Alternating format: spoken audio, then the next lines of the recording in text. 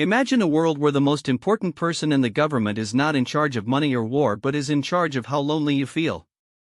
Think about a society that decides that a broken heart or a feeling of isolation is just as dangerous as a physical virus.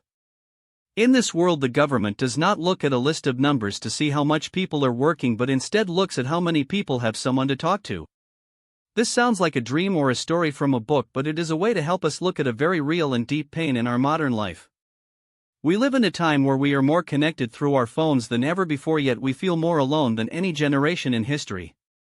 We have high-speed internet, but we often lack a high-speed connection to another human soul. This sets the stage for a major change in how we think about our collective health and our daily purpose. The context here is a quiet crisis that affects millions of people across the globe. We often think of health as something we can see on a medical chart like blood pressure or a fever. But there is a silent kind of health that lives in the space between us. When we see a country appoint a special leader to fight loneliness, we are seeing a public admission that our current way of living is not working. We are realizing that productivity and wealth do not matter if the people creating them do not want to stay alive. This brings us to a simple surface concept, which is the idea of the buddy system.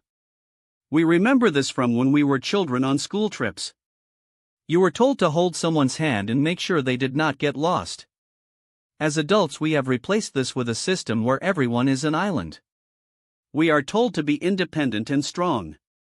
But the surface concept of a buddy system for adults suggests that we never actually outgrow the need to be accounted for. It suggests that every day of our lives is like a field trip into the unknown and we should not have to walk it alone. This leads us to a hidden assumption that we often carry through our entire lives. We assume that loneliness is a personal failure. We think that if we are lonely, it is because we are not social enough or interesting enough. We assume that the solution to loneliness is to have a lot of friends and a busy social calendar. But the reality is that we do not need a crowd to feel seen. We often only need one person who is reliable and available. We assume that adulthood means leaving behind the simple needs of a child. We think we should be able to handle our own grief and our own silence. This assumption is what makes the crisis so heavy. It makes us feel ashamed of a natural human hunger for connection. If we look deeper, we see a structural pattern in how we have built our cities and our lives. We have built walls and emails and screens that allow us to talk without ever truly touching. We have created a structure where elderly people live in one building and children live in another. This separation is a pattern of disconnection that works against our biology. We are social animals who thrive when the generations are mixed together. When we see a structure where kindergartens are moved into elderly care centers, we are seeing a repair of this broken pattern. It is a structure that allows for daily story hours and shared laughter. It is a pattern that values the wisdom of the old and the energy of the young at the same time. This is not just a nice idea but a structural necessity for a healthy mind. It reminds us that our economy and our productivity are not the goal of life but are meant to be the tools that support our life. We can reframe this entire perspective by looking at loneliness not as a problem to be solved but as a string that connects us. Imagine every person in a country is connected by a literal string with a tin can on each end. Sometimes the strings get knotted and you hear someone else's conversation. Instead of being an invasion of privacy, this becomes a way to realize that everyone else is also wondering and waiting and feeling. We can reframe our daily interactions as a nationwide game where we try to find the person who understands our unique songs and our favorite movies. This perspective turns the world into a giant museum of adulthood where every person is an exhibit worth visiting. It makes us realize that our eccentricities and our private habits are actually the very things that make us recognizable to our buddy. Applying this to our daily life means we might need to stop being so efficient. We might need to embrace the idea of having 2 hours to spare for a visitor. It means encouraging people to grieve openly and to make art even if it is not good. We can apply this by bringing enough for the entire class whenever we have something to share.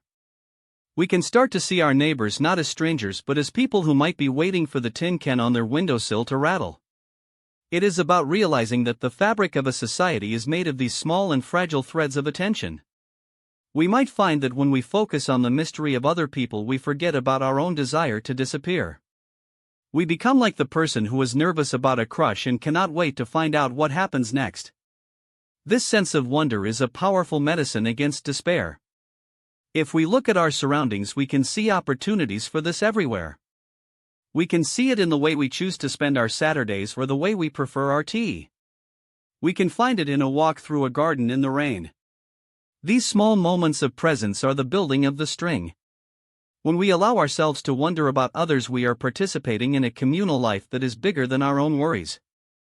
We are moving from a world of email and isolation to a world of knots and conversations. We are learning that the person who delivers our food might also be the person who teaches us how to dance. This blurring of roles is what happens when we stop treating life like a business and start treating it like a community.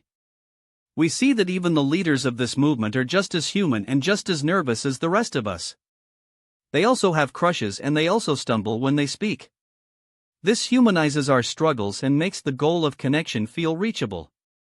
It tells us that being a part of a ball of string is better than being a perfectly independent stone.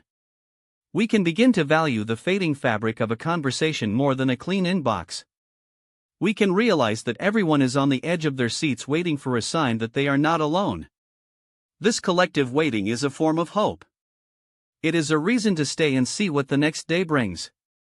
It is a reason to keep the tin cans on the windowsill even when the line is quiet. We are all just looking for the one person who can spot us in the crowd. We are all just trying to make it to the end of the field trip together. This transformation of a country into a giant game of connection shows us that our greatest resource is each other. It shows us that when we prioritize the heart, the rest of the world starts to make sense again. We find that we have opinions and we have advice and we have a lot to say into the can. The commotion of life is a sign of health. The quiet of late at night is not a void but a space to like wondering. We can find joy in the not knowing and in the slow process of getting to know someone's Saturday or their tea preference. This is the art of being alive in a world that finally cares about the right things. As we move forward, we must ask ourselves how we can be the person who picks up the string when it starts to rattle. We must be willing to let others eavesdrop on our happiness and our stumbles. We must be grateful for the knots that bring us into contact with a stranger's grief or a stranger's joy. In this way, we build a world where nobody ever has to go home empty-handed. If you could send a single sentence through a tin can to someone you have never met before just to let them know they are accounted for, what would you say to them?